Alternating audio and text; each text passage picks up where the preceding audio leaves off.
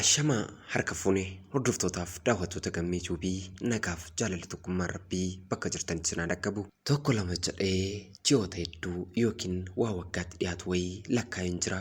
Akka carraa ta'e egaa kan hundaa jaaladhee sinirraan fagaanne yaadni fi keessi kiyya isin yaadaa jirti.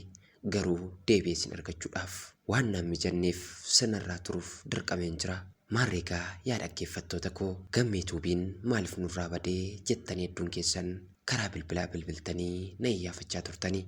Anis deebii fi gaaffii sinnaa dhiyeessitaniif hedduu keessan baay'ee dinqisiifachaa akka hedduu of keessa na qabdanis hubadheen jira. Galatoomaa naa jiraadhaa. Waaqa sin eeguu fi nama sin iyyaafatu hin dhabinaan siniin jedha. Baatii jaalatamtuu hordoftoota amantaa kiristaanaa fi islaamaa biratti hedduu jaalatamtuu kana keessa isin argachuu koof hedduun gammada. Asumaanis hordoftoonni amantii kiristaanaa ayyaana du'aa ka'uu gooftaa keenya Iyesuus Kiristoosin baga isiniin ga'e bagatti geessan isiniin jedha. Ayyaanni kun ayyaana milkii, ayyaana waan itti rabbiin kadhattanii kadhaa keessan asanirraa fudhatamtu yaa taatu. Egaa daawwattoota koo isinitti hin dheeressu ammas gammee tuubiin bifa adda ta'ee fi bifa hedduu nama hawwatuun deebi'ee jira. Hangasittuu dambalii jaallaa ishee kan isiniin dhiyeessaatii hordoftootaa fi daawwattoota koo kaaniin akka naageessan asumaanis sheerii fi sabskiraayib akka gootan abdiin qaba. Dambalii jaalalaa waliin turtii gaarii qabaadhaa. Ammaaf maqaa koo himachuun barbaadu dhaladhee kanan guddadhee godina kaaba shaggar magaalaa Garba Gurraachaatti. Maqaa koo himuun hedduu natti hin tolle.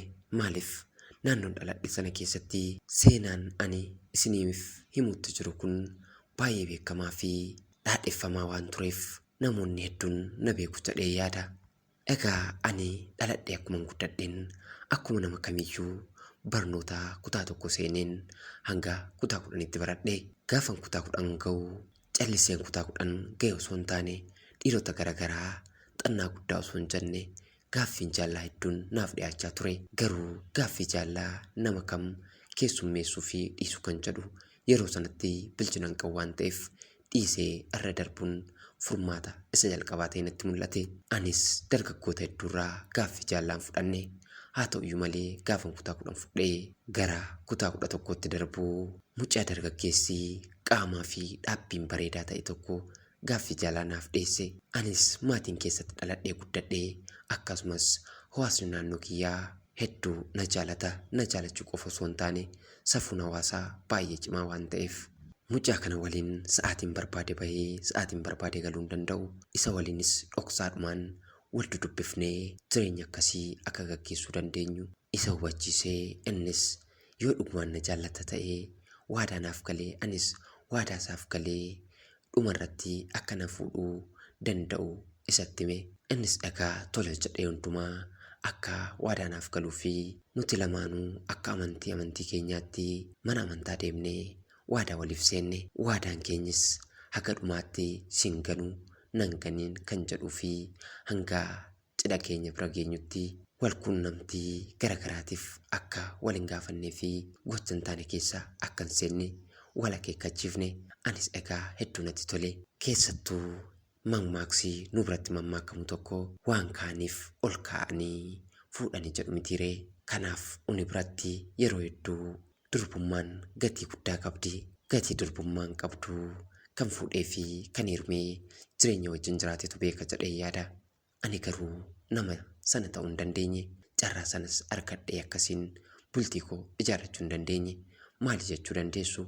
Waadaan nuti walii gallee waadaa dirmaa fi lubbuu qabu ta'e ittiin fufne. Anis yeroo dheeraa akkan tureen mucaa kana baay'een jaaladhe. Innis baay'ee na jaalate. Adeemsa keessaa obbolaansaas obbolaan koos akka nuti wal jaalannee jirru nurratti beekan. Sana booda obboleettiin koo hangafti tokko baay'ee waan natti dhiyaattuuf akkan waan keessa jiru kana isheetti madhuu fi isheedhaan mari'attuu eeyyamtuu taatee na gaafatte. Anis tole jedheen tokko kaasee hangan amma irra jirutti itti hime. Sana booda isheenis akkana godhii naan jette. Yaa obboleettii koo dhiirri nama dogoggorsuu danda'a. Garuu ati dogoggoruu hin qabdu. Cimtuu ta'uu qabda. Jireenya keessaa rakkina garagaraatu jira. Rakkinoota garagaraa kan immoo akkamiin keessa darbuu fi irraa barachuu qaba jettee ati yaaduu qabda. Hiriyaa kee kana anillee si jaaladheera. Maatiin koos akkasii jaalatan abdiin qaba. Kanaafuu wanta ati gochuu qabdu yoo jiraate mucaan kun gara maatii kootti ergatee akka ana faana bultii ijaaru jettee keessa kee amansiisuu qabda. Ati amma kutaa 11ffaa barachaa jirta. Kutaan 11 kun akkuma dhumeen kutaa 12ffaa gaafa eegaltee maatii keenya maatiinsaa akka dubbisanii fi akka waliigaltee gaa'ilaa yookiin mata dibaa yookiin immoo akka naannoo keenyaatti sirnoonni fuudhaa fi heerumaa akka taasifaman gochuu qabda. 12 gaafa fixxes yoo heerumuu baattee sirna qubeellaatiin hanga barnoota kee fixxutti turuu dandeessa jettee na gorsite. Anis gorsa kanaa fi iftoomina haadhoon koo anaaf qabdu kana hedduu ergan jaaladheetiin booda hiriyaa koo kana akkuma isheen naan jette jedhee isa amansiise. Anis dhagaa maarree tole naan jedhe. Anis osoon turree harmee kiyyaan maradhee waan jiru kanatti hime. Innis haadha isaa dhageessee haati isaas tole jetteeni anaan hedduu jaalatte. Maarree yaa mucaa koo intala maatiif waa hunda beekan intala gosa beekan fuudhuun carroomuudha. Atis amala dhuunfaa ishii beekuu qabda jettee harmeensaa waan isaan jette hundumaa innis naan ga'e. Anis egaa tole jedheen kan hundumaa ergan isa dhaggeeffadhee booda isteeppiiwwan ittaanuu qaban ittaansine akka deemnu walii galle. Egaa sadarkoonni hunduu akkuma akka isaanitti argatti faaniin booda mucaan kun yeroo hedduu waliin deddeebina waan ta'eef wanti nuti dhungoo fi walammanne deemuu irra darbe waan tokkoyyuu hin jiru. Garuu akka carraa ta'e guyyaa tokko annee firasaa tokko bira magaalaa Fiichee akka deemuu barbaaddu natti hime. Akka carraa ta'e anis magaalaa Fiicheetii dhimma waan hin qabuuf waliin deemnaa waliin jenne. Tole jedhee ga'aniif inni gara magaalaa Fiichee deemne. Magaalaa Fiichee erga deemnes guyyaa jalqabaa ani firuma koo kana bira dhaqee nan gala jedhee isaan biraa ba'e. Innis maarree akkuma inni jedhe kana jedhee fira bira deeme kana biraa bahuudhaan anaan argate. Erga anaan argatee booda nutis mana kaaffee tokko yeroo dheeraadhaaf turre. Osuma jennuu gara maatii keenyaatti deebi'uu hin dandeenye. Sa'aatiin galgalaa waan jiruuf konkolaataa gara magaalaa keenyaa deemus hin arganne. Sana booda aniif inni murtiin nuti qabnu murtii buluu qofa. Egaa waadaan nuti walii gallee waan jiruuf ani waadaan nan cabsa jedhee yaanne innillee akkasuma. Amma yeroon isaa ganna ta'eera. Barnoota kiyya kutaa 11 xumureen jira. Kutaa 12ffaatti darbee kutaa 12ffaaf immoo ganna kana dubbisaan jira.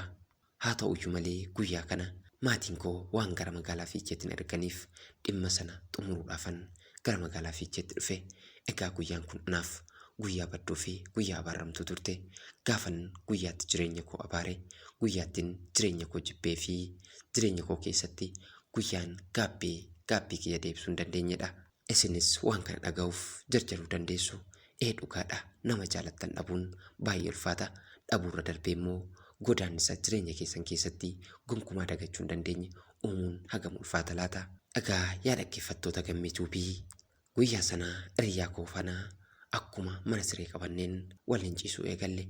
Waliin ciisuurra darbee hiriyaan koo kunis baay'ee qaamni isaa ho'ee waan jiruuf gara quunnamtii saalaatti dhufuu barbaade. Anis lakkii gonkumaa hin danda'amu jedheen. Innis humna narra aanfatee waan taane keessaa na galchuu barbaade. Anis lakkii hiriyaa kiyya na jalaan jarjariin maaloo waan kun kan hin taanetti nu keessa waadaa keenyas cabsuu hin qabnu. Waadaa keetiif kadhuutii jabaadhu maaloo jedheen isa kadhadhe. Innis har'as dhiisuu hin qabu. Yoomifan si'ee ol kaawwadha. Boru ati kan kooti har'as kan kooti. Anaa fi si gidduutti hafuu qaba icciitiin kun jedhee humnaan na gudeeduu barbaade. Anis lakkii waan kana haafuutti yaadi maaloo obsii tasgabbaa'ii jedheen irra deddeebi'ee isa gaafadhe. Inni garuu obsuu hin dandeenye. Ammas humnaan na gudeeduu yaale. Filannoon ani qabu obboleettiin koo wanti isheen naan jette waan jiruuf sammuu kiyya keessaa gaafan miila kiyya kaasee naannoo qaama saalaa isaa kana dhiite. Innis baay'ee caraanee iyyee siree irra ciisnee jirurraa lafatti kufe. Anis gaafanne akkasitti kufu dhugaayyuun seene san boodaa of wallaale. Anis lafanni kufee jiru harkiseen sireetti isa deebise waan fuudhee dhiisuu wallaale. Egaa namni kun osoo hin beeknee humna ol rukuteera daanii garuu inni waan kun narra gale jedhee gonkumaa hin yaanne. Amma egaa maalaa fuudhu iyyuudhaaf lafte halkanii sana irrattuu immoo yoon iyyee maqaan koos maqaan isaas hin bada. Bishaan haayilaandii tokko bitannee waan turreef bishaan sana fuudheetti naqe. Sanaanis ta'uu didee shaaworii yookiin bakka qaama dhiqatanis bishaan waraabeetti naqe. Kanaanis furmaanni dhabame. Egaa hiriyyaan koo kun sa'aatota 2 hanga 3 gidduu osoo of hin beekne ture. Anis miira boo'ichaa, miira gaddaa, miira wawwaannaa fi wantoota garaagaraa keessa seenee osumaan gadoodaa jiru akka of baruuf tokko ta'e. Erga of barees baay'ee ija diimeffatee na laale. Egaa hedduu miidhame, dubbachuu hin dandeenye. Lafti osuma akkasiin jirru lafti barii jala keesse. Innis lafti akka bariiteen kiisa isaa keessaa maallaqa jirtu tokko natti agarsiisee akka gara hospitaalaa isa geessu natti himate. Anis gara hospitaalaa osoo hin jaalanne dirqameen isa geesse. Hospitaalas dhaqee waa hedduu erga laallamee booda hedduu akka miidhamee jiru isatti himanii.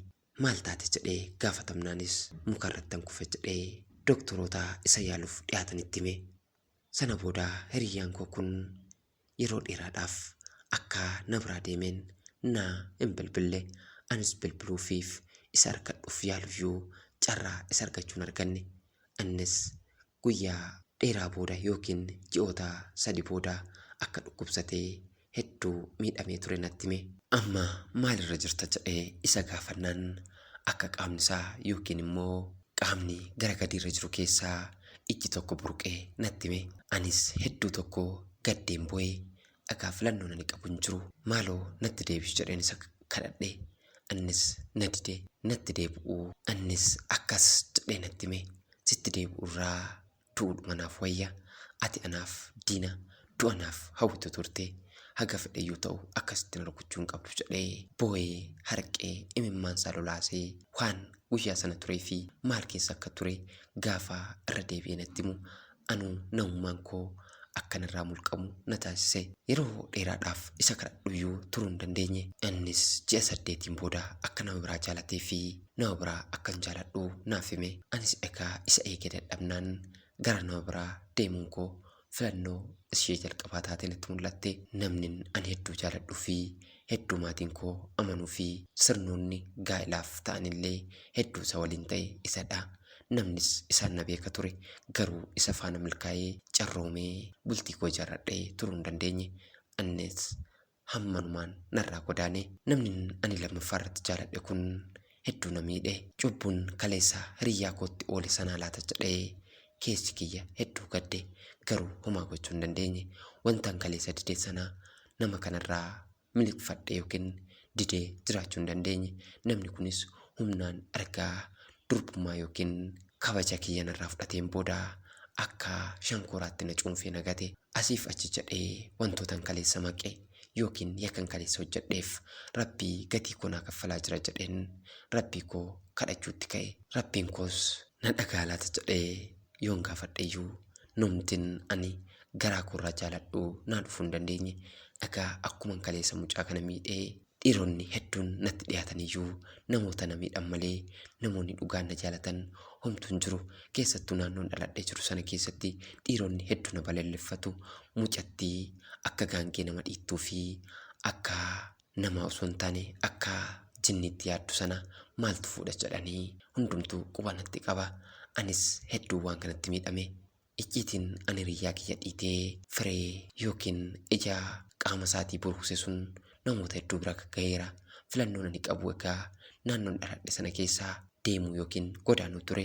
Amma anis filannoon kiyyaa gara biyyaan baa deemee barnoota koo addaan kutee dalagaa dhuunfaa kiyyaa dalagachuu ta'e natti mul'ate. Dalagaa kiyyarras waggaa 6 fi ji'a 9 tureen jira. Garuu hanga kana keessatti dhiira sirrii tokko iyyuu hin arganne. Dhiironni natti dhiyaatan hunduu na miidhuuf yoo natti dhiyaatan malee namni na fayyadu gonkumaa hin argamne. Hiriyyaa koo kaleessaa guyyaan ayyaanaa kun guyyaa dhiifamaati. Ayyaanni Faasikaa kun ayyaana gaarii akkasii ta'u abdii kiyya. Yeroo dheeraa booda sii bilbilus narraan kaafne. Bilbilli biyya alaatti sii bilbilamu bilbila kiyya. Ati irraa nama sirrii taatee bultii ijaarrattee rabbiin kee si gargaaree dhala tokkoon haftuyyuu nama dhala tokko argattu taateetta. Rabbiin akkamitti akkasii kennee rabbi guddaa qofatu beeka. Maarree kaanii har'aa natti deebi yookiin bultii kee akkasiin bareedu sana diigiidhaaf miti.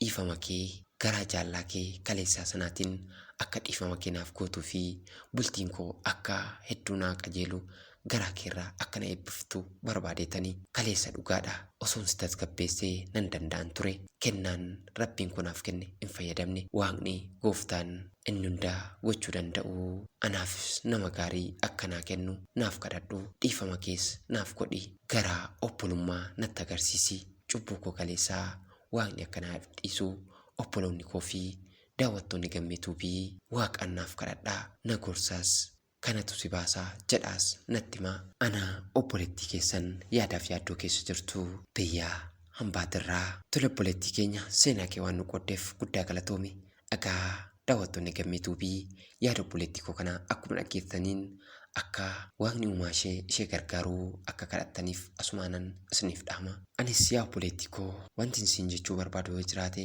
dogoggorri kaleessaa uumameera atis dogoggora keetiif adabbii waan argattee jirtu natti fakkaata kanaaf immoo waan si ga'e na fakkaata egaa mucaan kun dhuguma garaa isaarraa dhiifama akkasii godhus abdiin qaba yaa hiriyyaa ishii kaleessaa obboleessa ishee har'aa atis akkuma sagalee kan dhageessan akka dhiifama ishii gootuu fi bilbilarraa kaafteellee akka ishiitti haasoftu abdiin qaba kanaaf atis rakkoon kaleessaa uumeef jettee keessa kee ceephaa keessa keetti gaddaa waaqa keessa komachaa hin jiraatin waaqni araaraa siif araaramu jiruun olii fi gadidha gaaf tokko ol baati gaaf tokko immoo gad deebiti kana keessaa egaa guyyaa tokko kan keessa ol ta'uun shin oolu kanaaf rabbiin namati onni irraa jaalattuu fi nama keessa keetti hawwitu si'a dhaqqabsiisu yookiin si'a kennuun kadhannaa kiyya yaadan qabu asuma irratti xumureera hordoftoonni gammeetuu fi viidiyoo kana laayik sheerii fi